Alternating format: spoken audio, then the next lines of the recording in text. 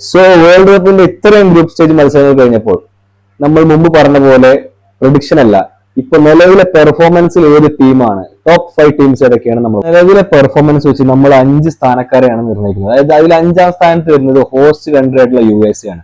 കാരണം USA performance അറിയാം, അവർ ഒരൊറ്റ വേൾഡ് കപ്പിലും ഇതുവരെ ആദ്യ 2 മത്സരങ്ങൾ കണ്ടിന്യൂസ് ആയി ജയിച്ചിട്ടില്ല. ഈ വേൾഡ് കപ്പ് അവർ ഹോസ്റ്റ് കൺട്രി ആയതുകൊണ്ട് തന്നെ 2 മത്സരം ജയിച്ചിട്ട് ഇന്നും ഫോമിലാണ് USA നിൽക്കുന്നത്. അപ്പൊ അവരെ നമുക്ക് 5ാം സ്ഥാനത്ത് അവരുടെ പെർഫോമൻസ് റാങ്ക് ചെയ്യാൻ പറ്റും.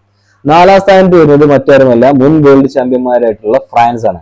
ഓക്കെ, അപ്പൊ മുൻ ചാമ്പ്യന്മാരുള്ള ഫ്രാൻസ് അവർ ഒരൊറ്റ മത്സരം ഉണ്ടായിട്ടുള്ളൂ, അതിൽ സെനഗലിനെതിരെ അവർ 3-1 മികച്ച വിജയമായിട്ടാണ് അവരുടെ മത്സരം കംപ്ലീറ്റ് ചെയ്തിട്ടുള്ളത്. അതുകൊണ്ട് നമ്മൾ ഫ്രാൻസിനെ 4ാം സ്ഥാനത്ത് നമ്മൾ പ്ലേസ് ചെയ്യുന്നു. 3ാം സ്ഥാനത്തുള്ളത് നിലവിലെ ചാമ്പ്യന്മാരായ അർജന്റീനയാണ്. അൾജീരിയക്കെതിരെ 3-0 ഏകപക്ഷീയമായ വിജയം ജയിച്ച അർജന്റീനയെ നമ്മൾ 3ാം സ്ഥാനത്ത് അവരുടെ പെർഫോമൻസ് പ്രകാരം 3ാം സ്ഥാനത്ത് നമ്മൾ അവരെ പ്ലേസ് ചെയ്യുന്നു.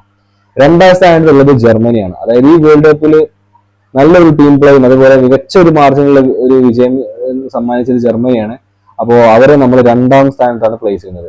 1ാം സ്ഥാനം ഇപ്രാവശ്യം നമ്മൾ കൊടുക്കുന്നത് ഇംഗ്ലണ്ടാണ്. അതായത് ഫസ്റ്റ് റൗണ്ട് മത്സരം കഴിഞ്ഞപ്പോൾ ഏറ്റവും മികച്ച പെർഫോമൻസ് ആയിട്ട് നല്ല രീതിയിലുള്ള ഒരു സ്കോറും കാര്യങ്ങളും നമുക്ക് തന്ന ഒരു ടീമാണ് ഇംഗ്ലണ്ട്. അവർ എല്ലാ വേൾഡ് കപ്പും പോലെ തന്നെ നല്ല രീതിയിൽ ഗംഭീരമായി സ്റ്റാർട്ട് ചെയ്തിട്ടുണ്ട്.